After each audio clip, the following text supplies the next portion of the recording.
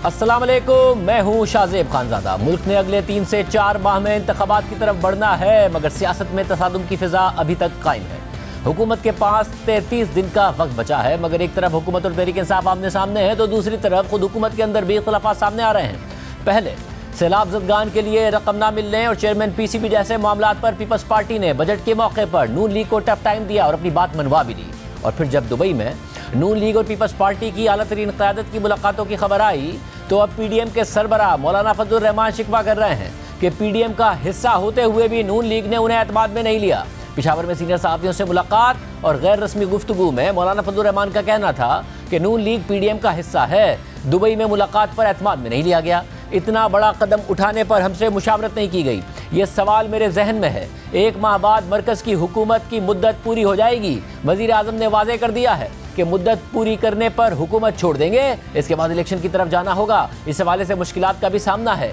उनका कहना था कि इलेक्शन वक्त पर होंगे, मुल्क को तबाही से दो चार करने वालों से निजात के लिए सख्त फैसले करने होंगे। इस पर आज तर्जुमान JUI मोहम्मद असलम गौरी ने एक बयान में कहा है कि मौलाना फजलुर रहमान की ऑफ द रिकॉर्ड गुफ्तगू को तोड़ मरोड़ कर चलाया जा रहा है। दुबई मुज़ाकरात से JUI ही नहीं, पूरी पीडीएम बेखबर है। दुबई मुज़ाकरात पर एतमाद में न लेने पर तहफ़्फ़ुज़ात हमारा हक है। असेंबलियों की मुद्दत बढ़ाना और इलेक्शन के इल्तवा से सियासी नुकसान होगा। आम इंतखाबात से मुताल्लिक मौलाना फजलुर रहमान ने कल वाज़े मौक़िफ़ दिया है। इसके बाद फिर यह खबर भी आ गई कि वज़ीर आज़म शहबाज शरीफ और मौलाना फजलुर रहमान के दरमियान मुलाकात हुई है और ज़राए के मुताबिक मुलाकात में सियासी सूरत हाल समेत अहम उमूर पर गौर हुआ है और वज़ीर आज़म ने मौलाना फजलुर रहमान के खदशात दूर करने की कोशिश की है। इसके अलावा मुल्क में आम इंतखाबात के हवाले से वज़ीर दिफा ख्वाजा आसिफ ने कहा है कि आम इंतखाबात के हवाले से फैसला भी होना है। अक्टूबर में गर्मी बहुत होती है, इलेक्शन अगर नवंबर में हो जाए तो बेहतर है। यानी हुकूमत के अंदर ये सोच मौजूद है कि इंतखाबात अक्टूबर के बजाय नवंबर में कराए जाएं और ये उसी वक्त मुमकिन है कि जब कौमी असम्बली अपनी मुद्दत पूरी होने से पहले तोड़ दी जाए, क्योंकि आइन की रूह से अगर असम्बली मुद्दत पूरी करके तहलील हो तो इंतखाबात 60 दिन के अंदर कराना लाजमी है और अगर असम्बली 1 दिन पहले भी तोड़ दी जाए तो इंतखाबात 90 दिन के अंदर कराना होंगे। एक तरफ हुकूमती जमातों के दरमियान ये मामलात हैं, दूसरी तरफ चेयरमैन PTI और वज़ीर आज़म शहबाज शरीफ आमने सामने हैं। 7 जुलाई को एक सहाफ़ी के सोशल मीडिया पर इंटरव्यू के बाद वज़ीर आज़म शहबाज शरीफ ने एक ट्वीट में इल्ज़ाम लगाया कि 9 मई की साजिश में नाकामी के बाद इमरान खान अब प्रॉक्सीज़ के जरिए army chief general Asim Munir के खिलाफ मुहिम चला रहे हैं। वज़ीर आज़म शहबाज शरीफ ने गुज़िश्ता रोज़ अपनी ट्वीट में लिखा कि Imran Khan army chief general Syed Asim Munir के खिलाफ एक मज़मूम, घिनौनी और बदनीयती पर मबनी मुहिम में मसरूफ़ हैं। आर्मी चीफ को कातिलाना हमले की धमकी देने के लिए प्रॉक्सीज़ का इस्तेमाल करने की उनकी चाल बुरी तरह बेनकाब हो चुकी है। रियासती अलामतों पर उनके सोचे समझे और मनसूबाबंदी से किए गए हमले के नाकाम होने के बाद वो वाज़े तौर पर बौखला गए हैं और इक़्तिदार में ज़बरदस्ती वापसी चाहते हैं। उन्हें इल्म नहीं है कि उनकी धमकी, तशद्दुद और नफरत की सियासत का वक्त ख़त्म हो गया है। इस तरह के इंतहाई काबिल मज़म्मत हरकत के ज़रिए वो सिर्फ अपने आप को बेनकाब कर रहे हैं, जिसका बुनियादी मकसद अपने ज़ाती मफाद यानी इक़्तिदार पर कब्ज़े को बाकी तमाम चीज़ों से बालतर रखना है। पाकिस्तान के अवाम और सियासी जमातें अपने आर्मी चीफ और मुसल्लह अफवाज के पीछे चट्टान की तरह खड़े हैं और उनके वक़ार, इज़्ज़त और सालमियत को मजरू करने की किसी भी कोशिश और साजिश को नाकाम बनाएंगे। इमरान खान ने जवाबी ट्वीट में वज़ीर आज़म शहबाज शरीफ से कुछ सवाल पूछे और लिखा कि मज़े का खेज़ इल्ज़ामात आयद करने के बजाय जिस सवाल का जवाब शहबाज शरीफ के ज़िम्मे है वो ये कि 9 मई के वाक़यात का सबसे बढ़ के फ़ायदा किसे पहुँचा या किसने उठाया। जिस हतक आमेज़ तरीक़े से मुझे इस्लामाबाद हाई कोर्ट के अंदर से अगवा किया गया, गोया में एक मुजरिम था, जबकि इसी दौरान मेरे वकला और इस्लामाबाद हाई कोर्ट के अमले से भी मारपीट की गई। उसे सुप्रीम कोर्ट की जानिब से मुकम्मल तौर पर गैर कानूनी और गैर आइनी करार दिया जा चुका है। क्या मेरे खिलाफ एक गैर आइनी इक़दाम पर आपकी हुकूमत ने किसी का मुहासबा किया? किसी भी आज़ादाना तहकीक में ये हकीकत साबित हो जाएगी कि इंतखाबात में तहरीक इंसाफ के हाथों शिकस्त से खौफजदा आप, आपके मुजरिम हवारियों और मनी लॉन्ड्रर्स पर मुश्तमिल गिरोह ही 9 मई के इस फितना व फसाद और बाद अज़ां तहरीक इंसाफ के खिलाफ क्रैकडाउन में मुलविस था। हतमी तौर पर आपको मुतनब्बे किए देता हूँ कि आप पाकिस्तान के अवाम के वो अरबों रुपए जो आपने चोरी कर रखे हैं उनको बचाने के लिए पाकिस्तान की सबसे बड़ी सियासी जमात और मुक़्तदरा के दरमियान मुनाफरत के बीज बोने की गर्ज से दागे जाने वाले अपने इन अहमकाना और मज़े का खेज़ बयानात से किसी को बेवकूफ़ नहीं बना सकते। यानी 9 मई के वाक़यात का इल्ज़ाम खुद इमरान खान ने पहले आर्मी चीफ पर लगाया और अब फिर से ये कह रहे हैं कि 9 मई के वाक़यात हुकूमत ने कराए ताकि फ़ौज और इमरान खान को लड़वाया जा सके। जबकि अब से कुछ देर पहले वज़ीर आज़म शहबाज शरीफ ने इमरान खान को जवाब दिया है और उनको जवाब में ट्वीट किया है कि अल्लाह का शुक्र है जिसने कायद मोहम्मद नवाज शरीफ समेत हमें बतौर जमात सियासी इंतकाम में अंधे सियासी मुखालिफ टोले के हर झूठ, बेबुनियाद मुकदमात और अवाम की खिदमत के हर इम्तिहान में सुरखरू फरमाया। पाकिस्तान ही नहीं, नेशनल क्राइम एजेंसी और बरतानिया की अदालतों के फैसलों में झूठ के सौदागरों के हर सवाल का शाफी और काफ़ी जवाब मौजूद है। ताज़ा तरीन मिसाल एहतसाब अदालत लाहौर का प्लॉट अलॉटमेंट रेफरेंस का फैसला है, जिसमें वाज़ेह लिखा है कि नवाज शरीफ सियासी इंतकाम का निशाना बने, केस था नहीं, बनाया गया। इस झूठ को रेफरेंस का नाम देने वाले गुनाहगारों को अल्लाह और अवाम से माफ़ी मांगनी चाहिए, लेकिन यह भी वो कर सकता है कि जिसके दिल में खौफ खुदा हो, तौबा की तौफीक से महरूम, उज़्रे गुनाह बदतरस गुनाह की इबरतनाक मिसाल बन जाते हैं, जिनके दिलों पर खुदा ताले लगा देता है। वज़ीर आज़म की ट्वीट के मुताबिक मरियम नवाज शरीफ समेत हमारी बहू बेटियों को नाहक जेलों में कैद किया गया, चादर और चार दीवारी की हुर्मत पामाल हुई, 15 किलो हेरोइन के जाली मुकदमे बनाए गए, अल्लाह की कस्में खाकर सियाह झूठ बोले गए। तैयबा गुल के अगवाकारों की ट्वीट भी उनके झूठे मुकदमात और कस्मों की तरह है। करप्शन, लूट मार और कौम के खिलाफ जराइम में अदालतों का सामना करने की जुर्रत ना रखने वाले ने तवील मनसूबाबंदी और मुसलसल जहनसाजी से 9 मई का यौम सियाह कराया। यह पाकिस्तान में खाना जंगी और इदारों को अवाम से टकराने की मजमूम साजिश थी, जो अल्लाह ताला के फजल और अवामी शऊर की वजह से नाकाम हो गई। वज़ीर आज़म शहबाज शरीफ ने मजीद लिखा कि 9 मई का फ़ायदा सिर्फ पाकिस्तान दुश्मनों को हुआ। लातादाद वीडियोज़, बयानात और नाकाबिल तरदीश शवाहिद की मौजूदगी, प्रोपेगेंडे और झूठ पर मबनी हर ट्वीट पर कहीं भारी है। पेट्रोल बम, शोहदा की यादगारें, जली हुई इमारतें, मसाजिद, स्कूल,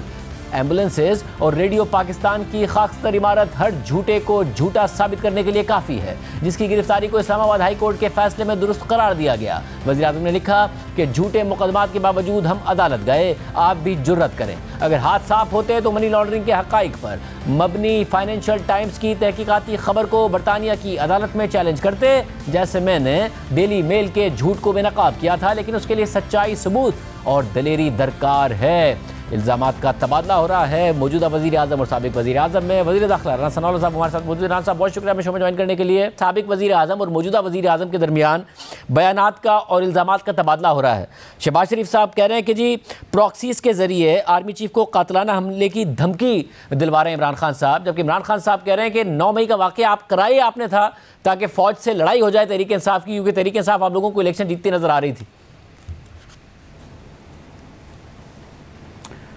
देखें, इमरान खान जो ये बात जब वो कहता है कि 9 मई का वाक़या जो है वो पहले तो उन्होंने कहा कि एजेंसीज़ ने करवाया है, फिर उसके बाद उन्होंने कहा कि अदारे ने करवाया है, फिर उसके बाद आ गया कि ये हुकूमत ने करवाया है। जब वो ये बात करता है तो उससे ये साबित होता है कि ये आदमी वाकई एक फ़ितना है। ये अपने वजूद में एक मुनाफ़िक़ आज़म और फ़ितना इंसान है कि जो इतनी डिटाई के साथ झूठ बोलता है और फिर हर दूसरे बयान में जो है वो अपना मौक़िफ़ जो है वो तब्दील कर लेता है। आप मुझे बताएं कि जनाह हाउस में वहाँ के रहायशी जर्नल की जो उनकी ट्राउज़र है उसको जो सोटी पे घुमा रहा है और ये कह रहा है कि जी इसका साइज़ जो है वो चेक करें, वो कौन है? वो उसके मतलब इमरान खान बता सकता है कि वो कौन है? मतलब उनके भांजे हैं वो, मगर उस वक्त इमरान खान साहब जेल में थे, वो साथ में ये भी कह रहे हैं कि मैं तो मुझे तो अरेस्ट किया हुआ था, उनका भांजा कर रहा है, मगर भांजे के जवाब दे इमरान खान साहब होंगे। नहीं, उसे अरेस्ट किया हुआ था तो नहीं, शाहजेब उसे तो अरेस्ट किया हुआ था, लेकिन अरेस्ट होने से पहले इन जो जितने ये शरपसंद हैं जो उस दिन इकट्ठा करके लोगों को लेके गए हैं, जो टेलीफोनिकली लोगों को कह रहे हैं कि जी कोर कमांडर हाउस जाना है और किसी तरफ नहीं जाना, आपने इकट्ठे हो जाए, इकट्ठे होके जाना है। और वहाँ पे जाके जिन्होंने ट्रेसपास किया, जिन्होंने गेट तोड़ा, जो अंदर दाखिल हुए,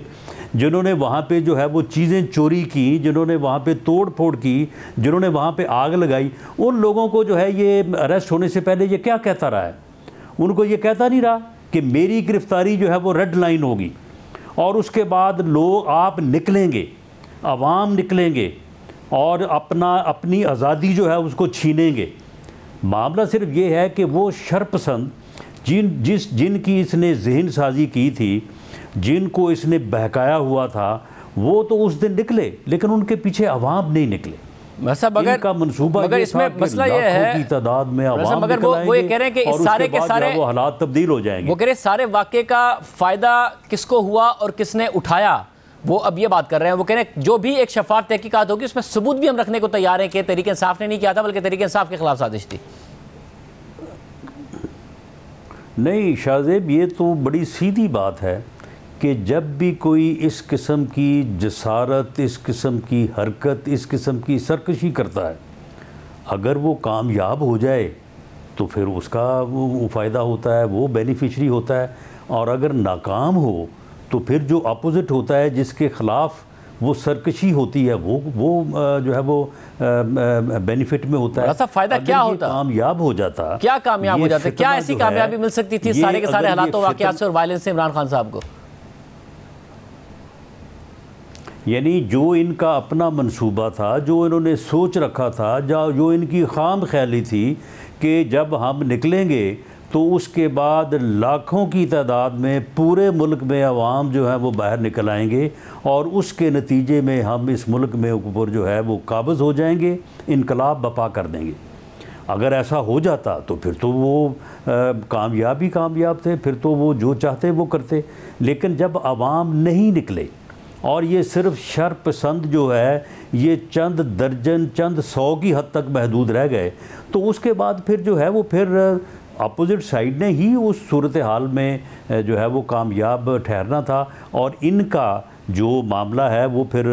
कानून के कटहरे में आना था, इनको इंसाफ के कटहरे में लाया जाना था, जो कि लाया जा रहा है, और वहाँ पे इनका ट्रायल होगा, इनको सज़ाएं होंगी। वैसा मगर 6 जून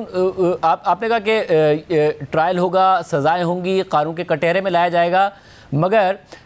ये 9 मई के वाक़यात के हवाले से आपके हज पर जाने से लेके वापस आने तक इमरान खान पर 6 FIRs और हो गई हैं। हालांकि आपने कहा था कि जी सबूत मौजूद हैं, बाकायदा तौर पर इनकी अपनी ऑडियो रिकॉर्डिंग्स मौजूद हैं जो इनको इस वाक़े से जुड़ती हैं। पुरानी FIRs के या पुराने मामलात के तो सबूत सामने आ नहीं रहे हैं, नई नई FIRs हो रही हैं, सबूत हैं भी या नहीं हैं? नहीं, देखें, जहाँ तक इस बात का तल्लक है कि ये वो शरपसंद जो उस दिन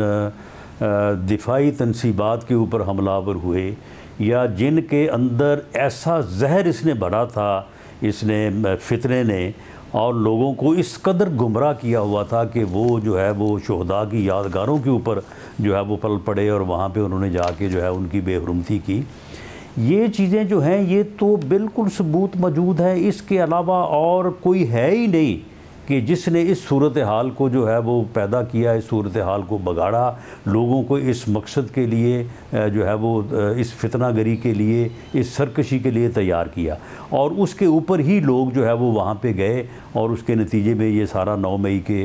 जो है वो अफसोसनाक वाक़यात हुए। जहाँ तक इस बात का तल्लक है कि ये मामला के इसकी स्टेज जो है वो कहाँ तक पहुँची, देखें जो मामलात जो चलान पेश हुए हैं एंटी टेररिस्ट कोर्ट में, वहाँ पे तो जो है वो उनकी प्रोसीडिंग्स जो है वो हो रही हैं। जहाँ तक मिलिट्री ट्रायल का तल्लक है तो मिलिट्री ट्रायल में क्योंकि ये सारा टेक्निकल एविडेंस के ऊपर मबनी ये मामला है, ये ऐसा तो है नहीं कि जनाब एक आप गवाह खड़ा कर दें, वो कहें जी मैं वहाँ पे मौजूद था, फ़लाँ आया, फ़लाँ ने आग लगा दी, फ़लाँ ने लूट मार की, फ़लाँ ने ये किया। वहाँ पे हर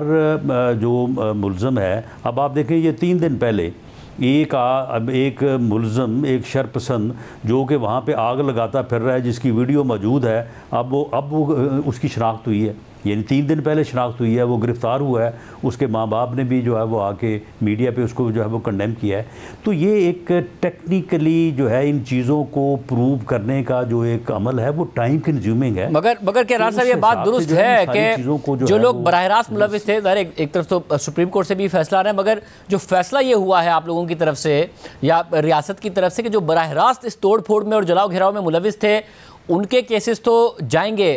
मिलिट्री कोर्ट्स में। इमरान खान साहब की बराह रास्त इस किस्म के अहकामात देने की के कोई सबूत सामने नहीं आए हैं, इसलिए ये इख्तलाफ पाया जाता है हुकूमत के अंदर कि उनका केस मिलिट्री कोर्ट को ना भेजा जाए, बेहतर है कि नॉर्मल जो एंटी टेररिज्म के तहत उनके मुकदमात को चलाया जाए।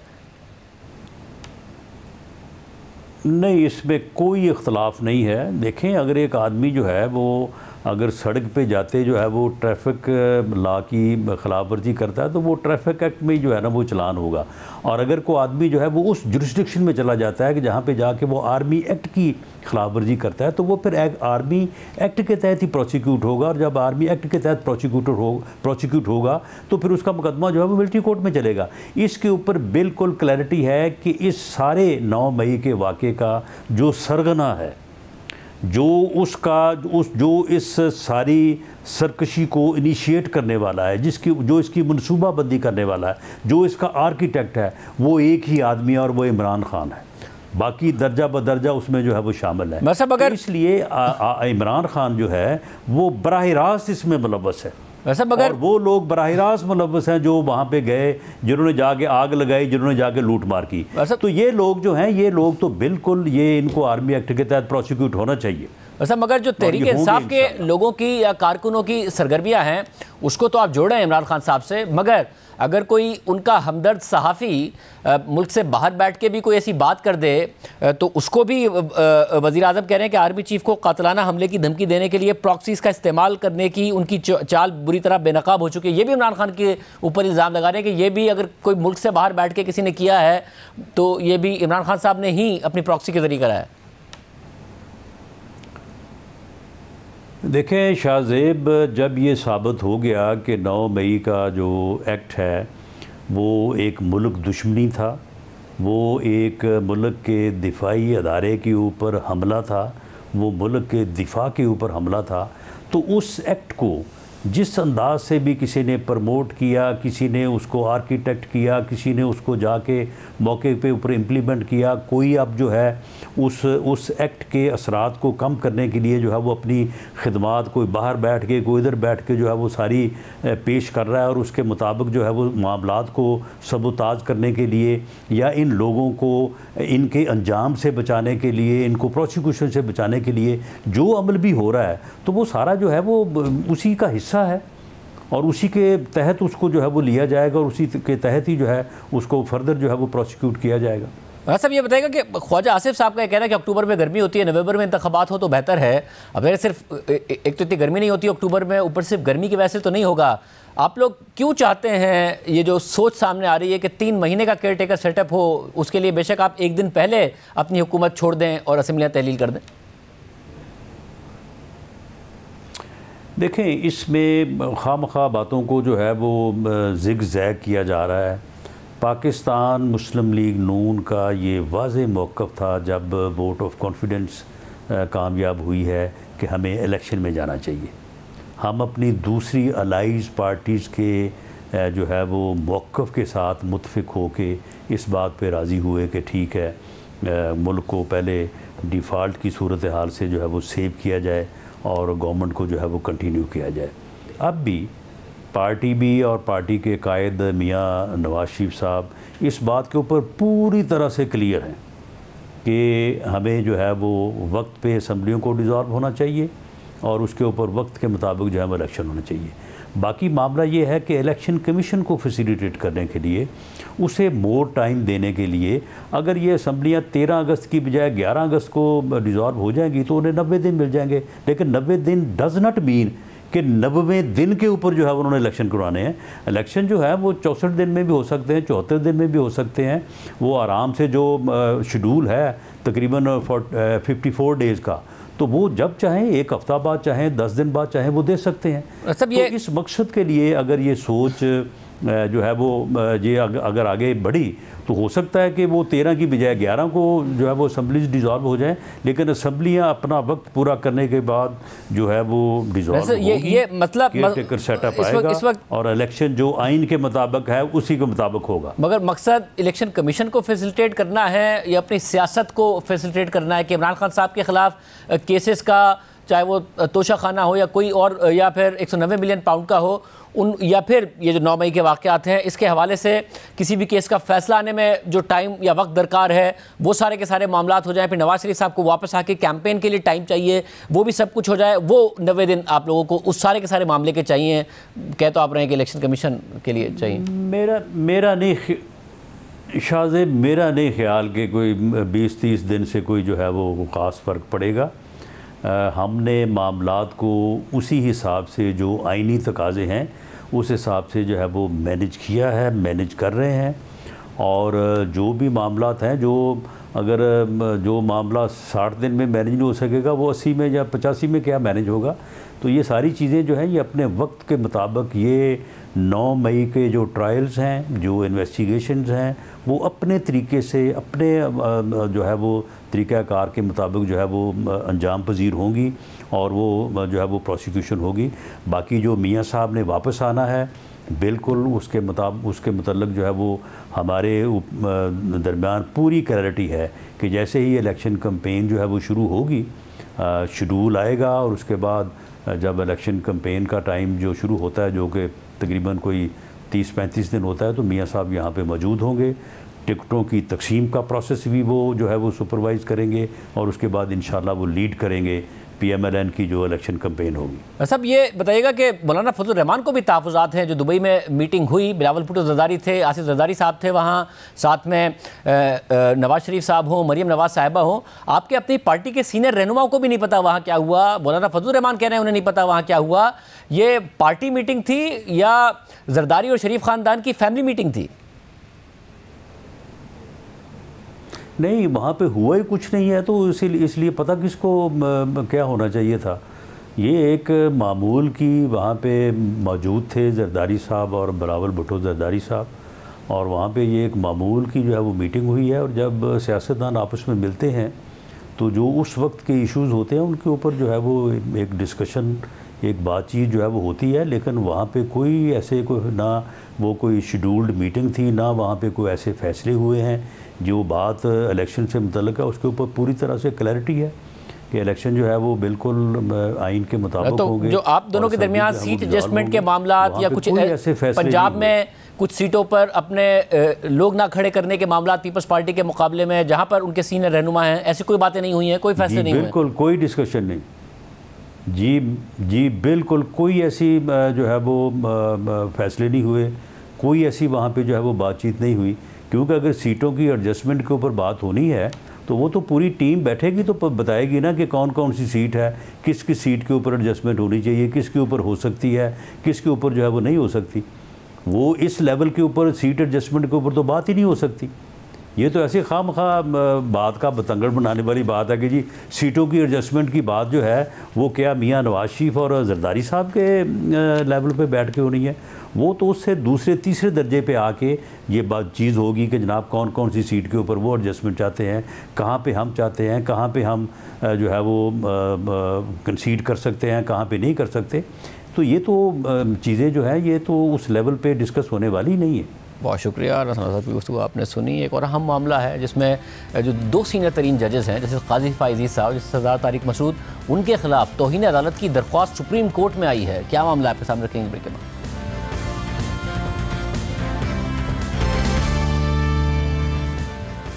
चीफ जस्टिस उमर बंदियाल की मुद्दत मुलाजमत ख़त्म होने में तकरीबन 2 महीने रह गए हैं और इससे पहले ही सुप्रीम कोर्ट के नामजद चीफ जस्टिस काजी फाइज ईसा और सुप्रीम कोर्ट के सीनियर तरीन जज में से एक जस्टिस सरदार तारिक मसूद के खिलाफ सुप्रीम कोर्ट में तौहीन अदालत की दरख्वास्त दायर कर दी गई है और सुप्रीम कोर्ट से दरख्वास्त की गई है कि दोनों जजेस के खिलाफ तौहीन अदालत का मुकदमा आगे बढ़ाया जाए। ये दरख्वास्त एडवोकेट शाहिद राना की तरफ से दायर की गई है क्योंकि supreme court practice and procedure act और उस पर अदालत की तरफ से हुक्म इम्तना के बायस जस्टिस काजी फाइज ईसा और जस्टिस सरदार तारिक मसूद ने सिविलियंस के मिलिट्री कोर्ट में ट्रायल के खिलाफ दरख्वास्तों पर बनने वाले 9 रुकनी बेंच को मानने से ही इनकार कर दिया था और तौहीन अदालत की दरख्वास्त इन दोनों जजेस के मिलिट्री कोर्ट्स के मामले पर सुप्रीम कोर्ट के बेंच से अलहदा होने पर दायर की गई है। अहम बात यह है कि 29 मार्च को जस्टिस काजी फाइज ईसा और जस्टिस काजी अमीनुद्दीन ने यह फैसला जारी किया था कि आर्टिकल 184(3) के तहत चलने वाले तमाम केसेस की समाअत को उस वक्त तक मुलतवी कर दिया जाए कि जब तक उठाए गए मामलात पर पहले सुप्रीम कोर्ट अपने रूल्स नहीं बना लेती। और फिर अप्रैल में ही हुकूमत supreme court practice and procedure act का कानून ले आई और इस कानून में चीफ जस्टिस के सूमोटो इख्तियारात और बेंचेस की तश्कील के इख्तियारात को चीफ जस्टिस के साथ साथ 2 सीनियर तरीन जजेस के दरमियान तकसीम कर दिया गया कि आइंदा अकेले चीफ जस्टिस नहीं बल्कि उनके साथ सुप्रीम कोर्ट के बाकी 2 सीनियर तरीन जजेस को कमेटी यह फैसला करेगी। मगर सदर की मंजूरी से पहले ही चीफ जस्टिस की सरबराही में 8 रुकनी बेंच ने इस एक्ट को ताहुक्म सानी मुअत्तल कर दिया था, यानी ये केस अब तक ज़ेर इल्तवा है मगर कानून मुअत्तल है। और इस मामले के कुछ अरसे बाद सुप्रीम कोर्ट ने सिविलियंस के मिलिट्री ट्रायल के खिलाफ इमरान खान समेत दीगर की दरख्वास्तों पर समाअत करने के लिए 9 रुकनी बेंच बनाया था, जिसमें हैरानकुन तौर पर जस्टिस सरदार तारिक मसूद समेत जस्टिस काजी फाइज सा भी शामिल थे। मगर जस्टिस काजी फाइजी सा और जस्टिस सरदार तारिक मसूद ने इस बेंच पर एतराज़ उठाया और कहा कि इस हवाले से हमसे मुशावरत नहीं की गई और सबसे पहले सुमोटो और बेंचेस की तश्कील के इख्तियारात से मुताल्लिक supreme court practice and procedure act का फैसला होना चाहिए। जिसके बाद चीफ जस्टिस ने इस मामले पर एक नया 7 रुकनी बेंच बना दिया। मगर 9 रुकनी बेंच के हवाले से जस्टिस काजी फाइजा ने अपने नोट में लिखा था कि ये बेंच मेरे और अगले सीनियर फाजिल जज जस्टिस सरदार तारिक मसूद के साथ मुशावरत के बगैर बनाया गया है। मैं ये समझता हूँ कि जब तक supreme court practice and procedure act के खिलाफ आईनी दरख्वास्तों का फैसला नहीं हो जाता और हुक्म इम्तना मौजूद है जिसकी मैं खिलाफ वर्जी भी नहीं करना चाहता हूँ, इसलिए 14 अप्रैल से जब इस कानून को मुअत्तल किया गया मैं अदालत में नहीं बैठा। अगर मैं अब यह मुकदमा सुनूंगा तो अपने ही मौक़िफ़ जो मेरी नज़र में आईनी और कानूनी है उसकी खिलाफ वर्जी करूंगा। जबकि जस्टिस सरदार तारिक मसूद ने इस हवाले से नोट लिखते हुए लिखा था कि मैं जस्टिस काजी फाइजीसा के नोट से मुकम्मल तौर पर इत्तफाक करता हूँ। सिविलियंस के मिलिट्री ट्रायल से मुताल्लिक समाअत करने वाले बेंच में मुझे शामिल करने से मुताल्लिक चीफ जस्टिस ने मुझसे मुशावरत भी नहीं की थी। हैरानकुन तौर पर दरख्वास्त गुजार और उनके वकील की जानिब से चीफ जस्टिस से उनके चैम्बर में मुलाकात के अगले ही दिन ये केस समाअत के लिए मुकर्रर कर दिया गया। जस्टिस सरदार तारिक मसूद ने मज़ीद लिखा था कि मैं supreme court practice and procedure act के खिलाफ दरख्वास्तों पर सुप्रीम कोर्ट के फैसले का इंतजार कर रहा था और तवक्को कर रहा था कि इस केस का जल्द फैसला कर दिया जाएगा, क्योंकि अबूरी स्टे ऑर्डर के जरिए प्रैक्टिस एंड प्रोसीजर बिल पर अमल दरामद को रुकवा दिया गया था। जस्टिस सरदार तारिक मसूद ने यह भी लिखा कि ये वाजे कर दूं कि मैंने बेंच में बैठने से मौजरत नहीं की है, तहम मेरा उस ऑर्डर पर दस्तखत करने का सवाल नहीं बनता जिसमें यह बताया गया है कि नया बेंच तश्कील दिया जाएगा, क्योंकि मेरा मौक़िफ़ यह था कि ये पटिशन्स उस वक्त सुनी जा सकती हैं जब supreme court practice and procedure act के खिलाफ दरख्वास्तों पर फैसला हो जाए। ये जस्टिस सरदार तारिक मसूद और जस्टिस काजी फाइजीसा के मिलिट्री ट्रायल के खिलाफ दरख्वास्तों की समाअत के लिए बनने वाले बेंच से मुताल्लिक नोट्स थे। और इसी हवाले से अब सुप्रीम कोर्ट में यह दरख्वास्त दायर की गई है कि सुप्रीम कोर्ट ने supreme court practice and procedure act को मुअत्तल कर दिया था और उसका ऑर्डर अभी भी इन फील्ड है और ये जस्टिस काजी फाइजीसा और जस्टिस सरदार तारिक मसूद समेत पूरी सुप्रीम कोर्ट पर बाइंडिंग है। और दोनों जजेस ने मिलिट्री कोर्ट्स केस की समाअत ना करके सुप्रीम कोर्ट के ऑर्डर की पैरवी करने से इनकार कर दिया है। इसलिए जस्टिस काजी फाइजीसा और जस्टिस सरदार तारिक मसूद सजा के हकदार हैं। दरख्वास्त के मुताबिक supreme court practice and procedure act का ऑर्डर इन फील्ड है और दोनों जजेस का इसकी पैरवी से इनकार करके मिलिट्री कोर्ट के केस में बेंच में ना बैठना सीधी तौहीन अदालत है। और मिलिट्री कोर्ट के केस से मुताल्लिक दोनों जजेस ने जो अल्फाज इस्तेमाल किए हैं उनकी दुनिया भर में इशाअत और नशरियात हुई है और वो तौहीन अदालत की कार्रवाई आगे बढ़ाने के लिए काफ़ी है। और ये अदालत जजेस के खिलाफ तौहीन अदालत की कार्रवाई करने के लिए सुमोटो नोटिस भी ले सकती है। दरख्वास्त के मुताबिक दोनों जजेस को तलब करके कानून के मुताबिक कार्रवाई की जाए। ये वो तौहीन अदालत की दरख्वास्त थी जो आज सुप्रीम कोर्ट में दायर हुई है। मगर दिलचस्प बात यह है कि इससे पहले भी सुप्रीम कोर्ट में एक तौहीन अदालत की दरख्वास्त दायर हुई थी जो हनीफ राही की तरफ से दायर की गई थी और ये दरख्वास्त ऑडियो लीक्स पर हुकूमत की जानिब से बनाए जाने वाले कमीशन के खिलाफ थी। और अहम बात यह है कि उस ऑडियो लीक्स कमीशन के सरबराह जस्टिस काजी फाइजीसा थे और बाद में चीफ जस्टिस ने 6 जून को जारी होने वाले अपने ऑर्डर में जो बुनियादी तौर पर ऑडियो लीक्स कमीशन की तश्कील से मुताल्लिक ऑर्डर था उसमें भी हनीफ राही की जुडिशल कमीशन के खिलाफ तौहीन अदालत की दरख्वास्त का जिक्र किया और लिखा कि हनीफ राही ने दरख्वास्त की है कि जुडिशल कमीशन के मामले पर तौहीन अदालत की दरख्वास्त को रजिस्टर किया जाए। हम ये समझते हैं कि सुप्रीम कोर्ट के दफ्तर ने उस पर कुछ एतराज़ात उठाए हैं, अगर वो करना चाहें तो ये एतराज़ात दूर कर सकते हैं। सुप्रीम कोर्ट में इस वक्त क्या चल रहा है और जस्टिस काजी फाइजीसा और जस्टिस सरदार तारिक मसूद के खिलाफ तौहीन अदालत की दरख्वास्तों का क्या मतलब है? क्या ये दरख्वास्तें आला अदलिया में मौजूद तकसीम की अक्कासी करती हैं या महज एक गैर अहम ये दरख्वास्त है? बात करेंगे senior court reporters Qayyum Siddiqui और असाद वली साहब हमारे साथ मौजूद हैं। आप दोनों का बहुत शुक्रिया। क़य्यूम सिद्दीकी साहब, ज़ाहिर बहुत कुछ अनएक्सपेक्टेड और अनप्रेसिडेंटेड होता रहा है सुप्रीम कोर्ट में जहाँ तक तकसीम के मामलात हैं। अब जो दरख्वास्त है ये एक फजूल सी दरख्वास्त है जिसकी कोई अहमियत नहीं है, या जो कुछ अदालत में होता रहा है उस कॉन्टेक्स्ट में इसको देखा जा सकता है और ये बड़ी अहम दरख्वास्त है? देखिए, जैसा अभी आपने ख़ुद बताया, इससे पहले हनीफ राही एडवोकेट जो हैं वो इस किस्म की दरख्वास्त जो है वो तौहीन अदालत की कर चुके हैं। लेकिन जो पैटर्न है चीफ जस्टिस उमर अता बंदयाल का, वो ये कहते हैं कि ये जो कंटेम्प्ट का मामला है ये कंटेम्नर और अदालत के दरमियान में है। तो इस बुनियाद पर पहले भी हनीफ राही की जो दरख्वास्त थी, ये सेम ही इशू था वहाँ पे भी और ये इस दरख्वास्त के अंदर भी, तो कोई ख़ास बात नहीं है। और मेरा नहीं ख्याल है कि बावजूद इसके कि जितनी भी पोलराइजेशन इस वक्त सुप्रीम कोर्ट के अपने अंदर है, बिलखुसूस जब वो 3 सहाफ़ियों से उनकी जो मुलाकात हुई और उसके बाद आने वाली जो बातें थी उसके ऊपर जजेस के माबैन जो है वो मेरा ख्याल है कि जो एक कश्मकश है वो, या उसमें एक नाराज़गी का पहलू ज़रूर है और उसका शायद बरमला इजहार भी हुआ है। तो लेकिन इस सब के बावजूद जो है वो मुझे नहीं लगता कि इस मौके के ऊपर, जबकि जैसे सुमरता बंदयाल जो हैं वो आउटगोइंग हैं, वो इतना बड़ा स्टेप जो है वो अपने गो के बिल्कुल ये माजी के अंदर रवायत मौजूद रही है कि जब 31 जुलाई 2007 में 9 की जब फैसला आया था और उसमें उस वक्त के साबिक चीफ जस्टिस थे अब्दुल हमीद डोगर समेत बहुत सारे जजेस के ख़िलाफ़ कंटेम्प्ट ऑफ कोर्ट का जो है वो नोटिस भी हुआ था और उसके अंदर फिर उन जज साहिबान ने जो है वो उससे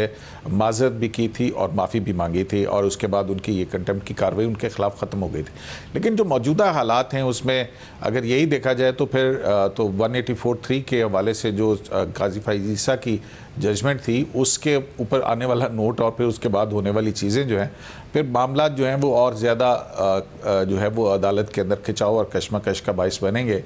तो मेरा नहीं ख्याल है कि ये पिटीशन जो है कोई 12 वर्ष साबित हो सकती है इस हवाले। असद साहब, आप क्या समझते हैं कि अगर कुछ हुआ तो पेंडोरास बॉक्स खुल जाएगा, इसलिए मुमकिन नहीं लगता, चीफ जस्टिस के पास टाइम भी बहुत कम बचा है, इसलिए एक फजूल सी पिटीशन है जिसका कोई मुस्तकबिल नहीं है, या इसे तनाजुर में देखा जा सकता है जो कुछ अनएक्सपेक्टेड अनप्रेसिडेंटेड होता रहा है जो तकसीम है?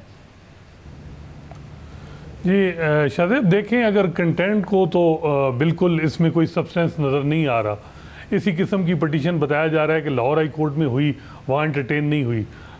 तो अगर इस तरह का मामला शुरू होता है, ख़दशात बहुत हैं, क्योंकि जो कुछ हम देख रहे हैं कि सुप्रीम कोर्ट में सारी चीज़ें प्रीएम्प्टिव होती रही हैं और जब जस्टिस काजी फाइसा ने कोई इकदाम किए हैं तो प्रीएम्प्टिव तरीके से उनको रोका गया, जुडिशल आर्डर को सस्पेंड किया गया, चाहे वो सहाफ़ियों की हरासा के हवाले से उनका नोटिस था, या हमने देखा कि जो अभी उन्होंने कहा कि 184(3) के केसेस में जब तक रूल्स नहीं बनते वो केसेस की समाअत जो है मुलतवी की जाए। तो हमने देखा कि सुप्रीम कोर्ट इश्तार के ज़रिए वो आर्डर डिस्कार्ड कराया गया। तो फिर अगर ये देखें, अगर ये कंटेम्प्ट की कार्रवाइयाँ शुरू होंगी तो आपको भी अंदाज़ा है कि इस वक्त सुप्रीम कोर्ट में बैलेंस बिल्कुल 8-8 की जो एक नज़रियाती डिवाइड बड़ी क्लियर है। तो अगर एक तरफ होगा तो दूसरी तरफ भी फिर स्टार्ट होगा, फिर ये अनएंडिंग होगी चीज़ें और फिर ये सुप्रीम कोर्ट की तबाही होगी। मेरा नहीं ख्याल कि ये कुछ लोगों की ख्वाहिशात हैं और वो लोग जो 2017 से जस्टिस काजी फैसा के ख़िलाफ़ साजिशें करते रहे विद इन इंस्टीट्यूशन और जो रिटायर हो चुके हैं, मे भी अभी भी वो परेशान होंगे कि जस्टिस काजी फैसा अगर चीफ जस्टिस बनते हैं तो कुछ ऐसी चीज़ें वो मामलात को एडजुडिकेट करेंगे जो जिस तरीके से हाई प्रोफाइल केसेस डिसाइड किए गए, फिर जो जजेस की रिटायर्ड जजेस की मराहत हैं। तो ये वो सारे खदशात हैं जिनकी बुनियाद पे मे भी हो भी सकती हैं चीज़ें, लेकिन अब टाइमिंग भी बहुत कम है। फिर मौजूदा चीफ जस्टिस की पावरफुल सर्कल के साथ बिल्कुल तनाव वाली सूरत हाल है, सिविलियन गवर्नमेंट से भी मामला ठीक नहीं है। तो चीफ जस्टिस साहब तो दिन ब दिन बज़ाहिर लग रहा है कि उनके पास वो जो एक आप कहें कि एक जो पावर थी वो दिन ब दिन कम हो रही है। और अभी भी कुछ लोग कह रहे हैं कि जो बार में बातें होती हैं कि अगर जस्टिस काजी फैसा कुछ जजेस की खदशात हैं कि वो अगर वो भी अप्रीहेंशन को ख़त्म कर दें तो मे भी ये 8 से ज़्यादा कुछ जजेस दूसरी तरफ चले जाएं। तो ये बज़ाहिर तो लग रहा है कि इतनी चीज़ें जो अभी पेंडिंग हैं, 4-5 बड़े फैसले रिजर्व की हुई हैं चीफ जस्टिस सुमरता बंदयाल ने, वही अभी लिखने होंगे उनको। और अगर ये नए पंडोरा बॉक्स खोलते हैं तो बड़ा मसला बनेगा। वैसे ये कहा जाता है कि जाने वाला चीफ जस्टिस अमूमन इस किस्म की कुछ एडवेंचर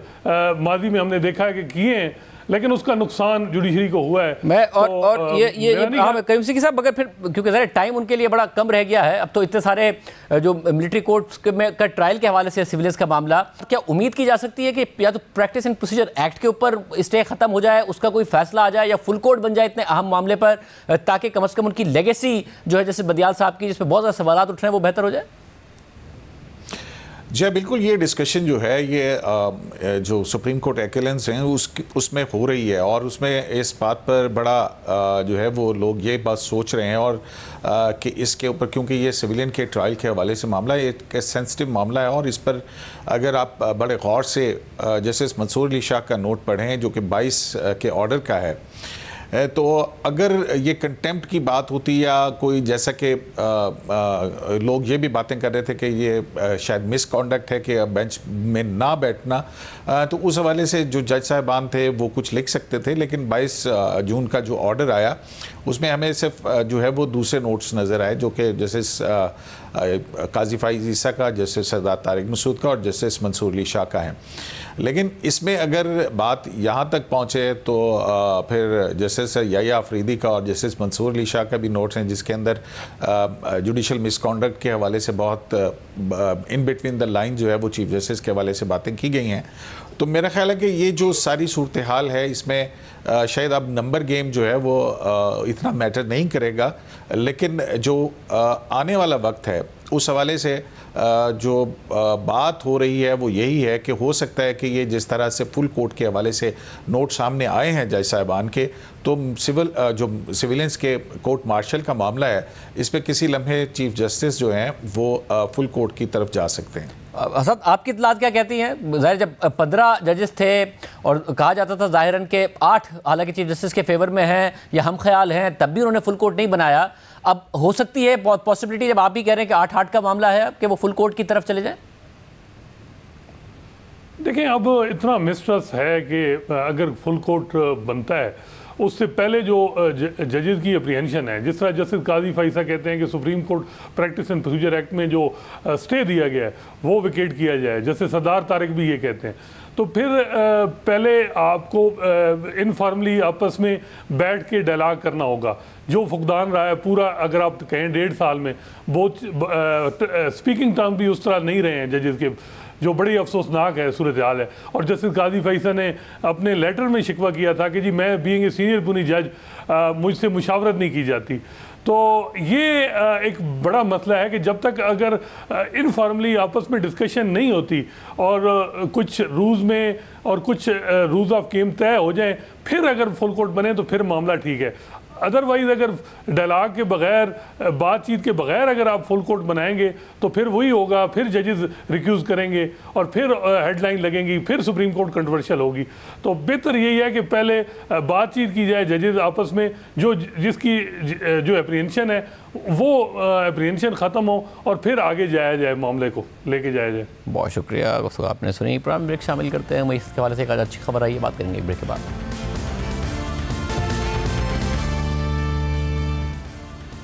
IMF के साथ स्टाफ लेवल मुआहदे के असरात मुआशी इस्तेहकाम और गैर यकीनी ख़त्म होने की सूरत में सामने आना शुरू हो गए हैं। और मईशत के हवाले से आज एक अच्छी खबर सामने आई, जब आलमी रेटिंग एजेंसी फिच ने पाकिस्तान की रेटिंग CCC- से बेहतर करके CCC कर दी। और ये गुज़िश्ता 1 साल में पहली दफ़ा है कि पाकिस्तान की रेटिंग में बेहतरी आई है। जुलाई 2022 में फिच ने पाकिस्तान की रेटिंग B- रखते हुए आउटलुक मनफी कर दिया था। फिर अक्टूबर 2022 में पाकिस्तान की रेटिंग डाउनग्रेड करके CCC कर दी थी। और फिर IMF प्रोग्राम के हवाले से मजीद गैर यकीनी बढ़ी और ज़र मुबादला के ज़खायर गिरते चले गए, तो फिच ने फरवरी 2023 में पाकिस्तान की रेटिंग एक साथ 2 नॉच कम करके CCC+ से सीधी CCC- कर दी थी। और आज उसमें एक नॉच बेहतरी करके पाकिस्तान की रेटिंग को CCC कर दिया है। और इसकी वजह फिच ने यही बताई है कि IMF से स्टाफ लेवल मुआहिदा होने के बाद पाकिस्तान की बैरूनी फंडिंग की सूरत हाल में बेहतरी आई है। फिच के मुताबिक ये उम्मीद की जाती है कि IMF के साथ 9 माह के स्टैंड बाय अरेंजमेंट की मंजूरी जुलाई के महीने में IMF बोर्ड दे देगा।